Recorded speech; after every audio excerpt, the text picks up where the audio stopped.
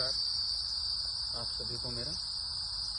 आज मेरे प्यारे दोस्तों ने मुझसे पूछा कि शास्त्री जी आप हमें ये बताइए कि जो गर्मी बहुत ज़्यादा बढ़ रही है इसके लिए एक प्राणायाम व कोई योगासन बताइए जिससे हम अपने शरीर के बढ़ते तापमान को नियंत्रित कर सकें। तो इसमें दो प्राणायाम हैं, शीतली और शीतकारी। जो प्राणायाम है वो हमारे लिए बहुत ज़्यादा लाभदायक है और एक योगासन है शवासन।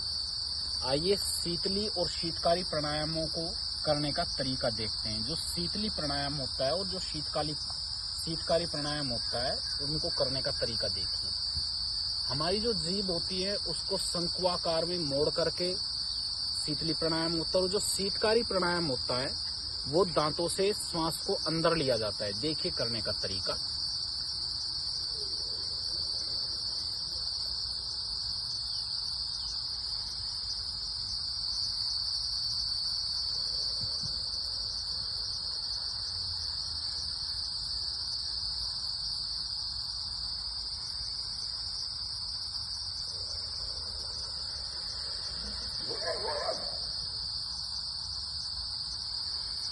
इस तरह से शीतली करना है और जो शीतकारी प्राणायाम है वो इस तरीके से करना है।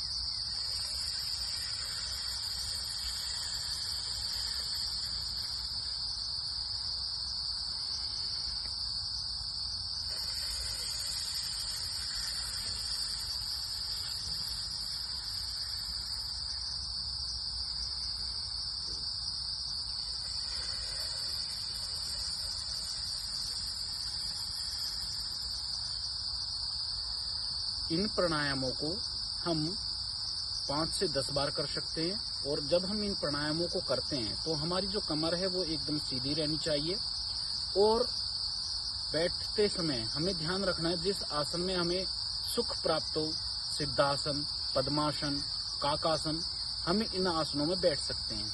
आइए अब देखते हैं योगासन, जो मैंने आपको बताया था शवासन।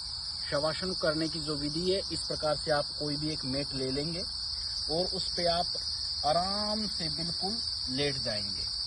लेटने का जो तरीका है वो आपको हम बताएंगे किस तरीके से होता है।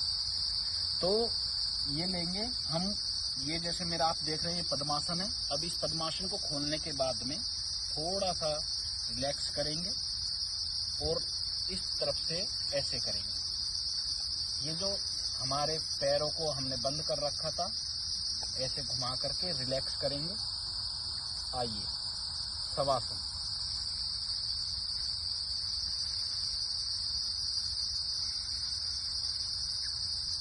इस तरीके से ये शवासन है। शवासन करते समय श्वास पर श्वास की गति सामान्य, हथेली आसमान की ओर और हम ध्यान लगाएंगे अपने पैर के अंगूठों पर, अपने घुटनों पर, अपनी नाभि पर, अपने हृदय पर। श्वास पर श्वास की गति सामान्य, अपनी नासिका पर ध्यान लगाएंगे।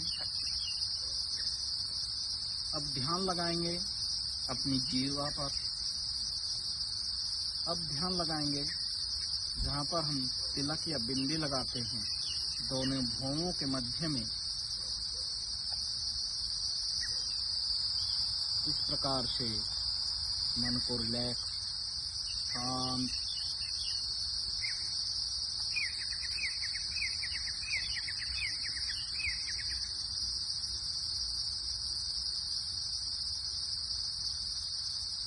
इस तरीके से ये आसन करना है। और शीतली शीतकारी प्राणायाम को मैं आपको बता चुका हूँ। थोड़ा सा इस प्रकार से ये योगासन करने। नमस्कार आप सभी।